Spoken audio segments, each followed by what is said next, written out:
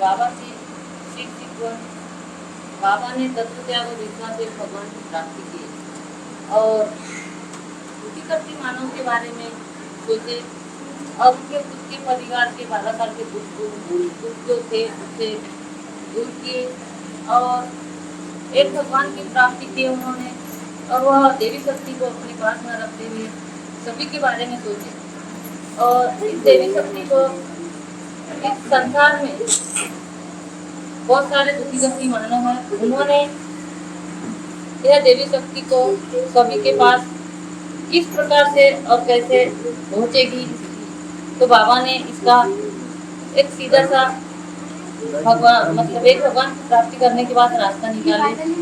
बाबा ने जब अपने निवास स्थान में साप्ताहिक पहली जो चर्चा बैठक है बाबा के निवास स्थान में 3 शनिवार 1967 में चालू किए और बाबा ने बोले कि मैं अपने गृहस्थी के कार्य किस प्रकार करूंगा, तो बाबा बोले मैं भी गृहस्थी में बोले परिवार को मुझे देखना है। बाबा ने ये सब सोचे और इस परिस्थिति को देखते हुए बोले सेवक रोज के रोज बोले इस मार्ग में बहुत आ रहे हैं दुखी करती, क्योंकि इस संसार में बोले बहुत दुखी है मेरे जैसे। तो बाबा ने यह सोचे और गांव-गांव में चर्चा बैठक रखे और बाबा ने चर्चा बैठक के माध्यम से सेवकों को सीखवन कैसी मिलेगी यह सोचे और जिस परिसर में चर्चा बैठक होती है वहाँ पे कार्यकर्ता नियुक्त किए, जवाबदार सेवक नियुक्त किए और चर्चा बैठक लिए।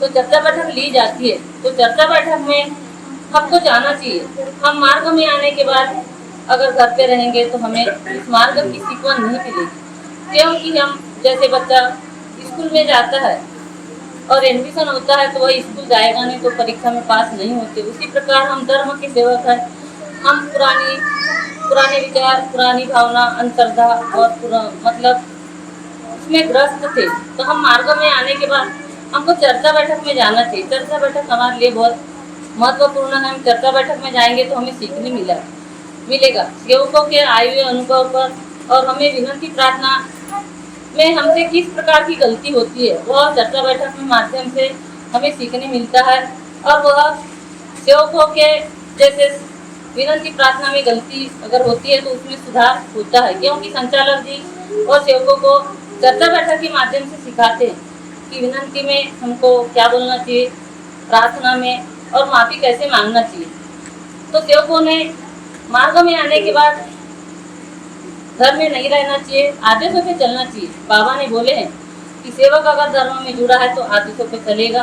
तो उनके साथ 24 घंटे भगवान बाबा हनुमान जी चलते हैं, क्योंकि सेवक इस धर्म में आने के बाद बाबा ने हर एक सेवक की गृहस्थी को उस स्तर पर लाने के लिए मार्ग की सीखवन दिए हैं।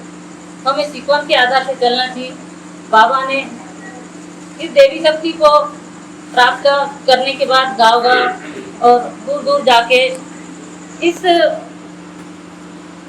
कृपा को सभी के पास बताएं। तो हम भी इस मार्ग में आने के बाद हमको अपन जैसे दुखी करती थे तो हमको भी दूसरे को बताना चाहिए जिसके भी परिवार में दुख है। तो और मुझे एक अनुभव और अच्छा मिला कि जब मेरे घर के आसपास 11 केवी वाला जो तार डाला था 11,000 वाट वाला और जो उन्होंने खंबे खोदे थे, तब मैंने बोली थी कि सर यहाँ पे खंबे मत खोदो, तो बोले भाई आपकी नहीं चलेगी। जब खंबे लगाए, जब तार डाले तो हमको ऐसा लगा कि ये तार बहुत हेवी है और गलत है।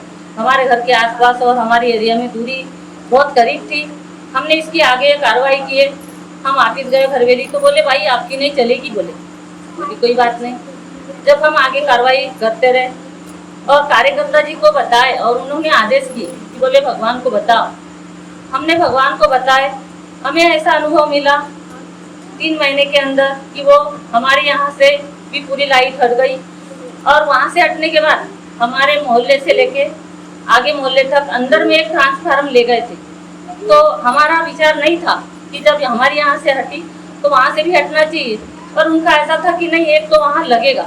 मगर आज ऐसा अनुभव मिला कि वो ट्रांसफार्मर भी रोड के किनारे तुरंत वहाँ पे आ गया, दोनों पास पास में लगे। यह भगवान की शक्ति है और हमें निरंतर भगवान के तरफ ध्यान देंगे तो भगवान भी हमारे तरफ ध्यान देते हैं। क्यों कि बाबा ने बोले हैं कि भगवान सभी के पास है, उनको निरंतर आदेशों पे चलना चाहिए। चर्चा बैठक क्या है? 4 तत्व 3 शब्द 5 नियम, इसके ऊपर अगर सेवक सेविका अमल करते हैं तो सेवक को कहीं से काटा भी नहीं चूक सकता। यह मार्ग की सीख है। मैं इतना ही कहकर अपने शब्द को विराम देती हूँ। सभी से नमस्कार देती हूँ। नमस्कार।